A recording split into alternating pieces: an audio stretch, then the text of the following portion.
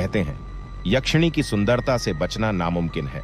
वो इतनी मोहक होती हैं कि उनके जाल में फंसने वाला इंसान खुद को खो देता है, लेकिन उनकी खूबसूरती के पीछे छिपी हवस और असीम प्यास किसी की भी जान ले सकती है। आज की कहानी एक ऐसी यक्षिणी की है जिसकी हवस ने न जाने कितने मासूमों को निगल लिया। लेकिन इस बार क्या होगा जब उसका सामना एक जिद्दी इंसान से होगा? क्या यक्षिणी की हवस को कोई रोक पाएगा या फिर कहानी का अंत और भी खतरनाक होगा? चलिए जानते हैं इस खौफनाक कहानी में। रोहन 28 साल का एक जिज्ञासु युवक रहस्यमयी और डरावनी जगहों पर जाने का शौकीन था।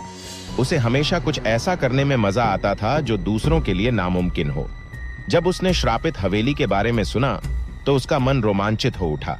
गांव के लोग कहते थे कि हवेली में एक यक्षिणी का वास है जो रात में प्रकट होती है। वह इतनी सुंदर और मोहक है कि उसे देखे बिना कोई रह नहीं पाता। लेकिन उसकी खूबसूरती के पीछे छिपी हवस इतनी घातक है कि उसने हर उस इंसान को खत्म कर दिया जिसने उस हवेली में कदम रखा। गांव वालों ने रोहन को चेतावनी दी, उस हवेली में मत जाओ। यक्षिणी केवल एक बार प्यार दिखाती है और उसके बाद मौत देती है। लेकिन रोहन ने उनकी बातों को नजरअंदाज किया। वह हंसते हुए बोला, अगर वहां कुछ है तो मैं उसे देखूंगा। डर कर पीछे हटना मेरे खून में नहीं है। रात का सन्नाटा चारों ओर छाया हुआ था। हवेली के चारों ओर ऊंचे ऊंचे पेड़ और झाड़ियां थीं जो अंधेरे में और भी डरावने लग रहे थे।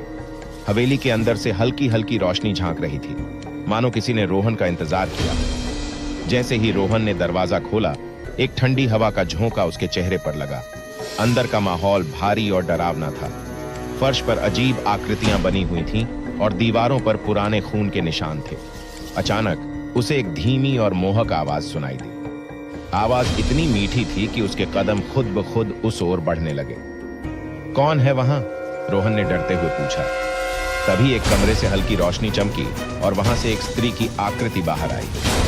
रोहन की नजर उस स्त्री पर पड़ी और वह स्तब्ध रह गया।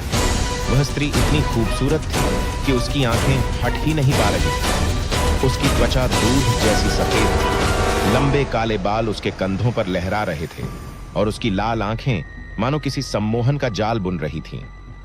तुम कौन हो? स्त्री ने धीमे स्वर में पूछा। रोहन ने कहा, मैं एक यात्री हूं और मैं इस हवेली का रहस्य जानने आया हूं। स्त्री ने मुस्कुराते हुए कहा, तो तुम जानना चाहते हो कि मैं कौन हूं? अंदर आओ, मैं तुम्हें सब कुछ बताती हूं। रोहन बिना कुछ सोचे समझे कमरे के अंदर चला गया। वहां एक बड़ा पलंग रखा हुआ था और पूरा कमरा गुलाब की खुशबू से महक रहा था। जैसे ही रोहन ने कमरे में कदम रखा, यक्षिणी उसके और करीब आ गई। उसने कहा, क्या तुम जानते हो मैं यहां क्यों रहती हूं? रोहन ने सिर हिलाया। यक्षिणी ने उसकी ओर देखते हुए कहा, मैं यक्षिणी हूं और मेरी प्यास कभी नहीं बुझती।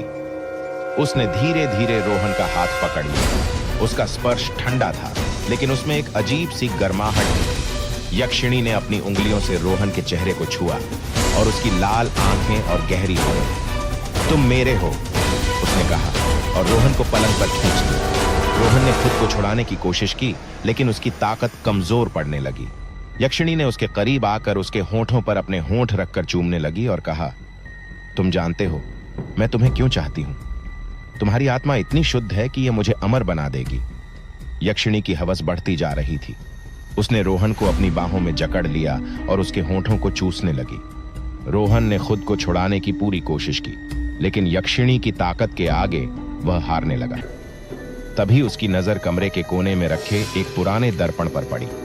उसे याद आया कि गांव वालों ने कहा था, यक्षिणी अपनी ही परछाई से डरती है। रोहन ने अपनी बची हुई ताकत से दर्पण को उठाया और यक्षिणी की ओर घुमा दिया। जैसे ही यक्षिणी ने खुद को दर्पण में देखा, वह चीखने लगी। उसकी चीखों ने पूरी हवेली को हिला दिया। उसकी खूबसूरती काली राख में बदलने लगी और उसके लंबे बाल सांपों में तब्दील हो गए। उसका शरीर मुड़ने और टूटने लगा, लेकिन उसकी लाल जलती हुई आंखें अभी भी रोहन को घूर रही। तुमने मुझे खत्म किया, लेकिन तुम खुद को मुझसे बचा नहीं सकते। मेरी हवस ने तुम्हें चुन लिया है और अब तुम इससे कभी मुक्त नहीं हो सकते।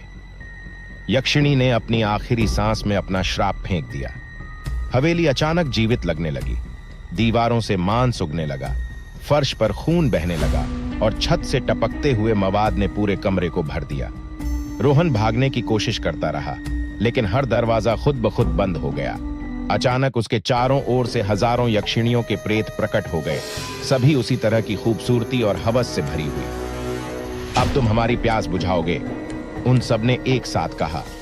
रोहन की चीखें हवेली में गूंजने लगीं और उसकी आत्मा को टुकड़ों में चीर कर हर यक्षिणी ने अपनी हवस शांत की, लेकिन उसका शरीर वहीं पड़ा रहा, हर दिन एक नई यक्षिणी की हवस का शिकार बनने के लिए। हवेली अब और भी भयानक बन चुकी थी।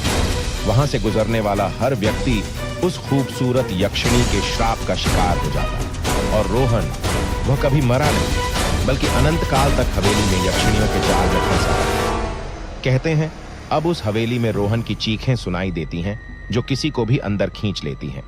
क्या आप उस हवेली में जाने की हिम्मत करेंगे? दोस्तों, अगर कहानी ने आपका दिल दहला दिया हो तो लाइक और सब्सक्राइब जरूर करें।